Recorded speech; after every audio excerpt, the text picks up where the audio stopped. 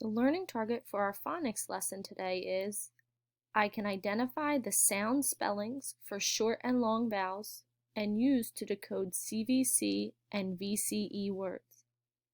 Let's review our short vowel sounds by looking at our cards. Short A says ah, like in alligator. Ah.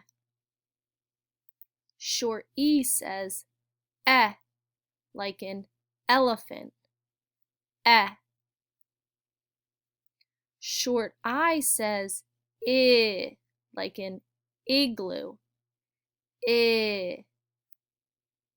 Short O says ah, like in octopus. Ah.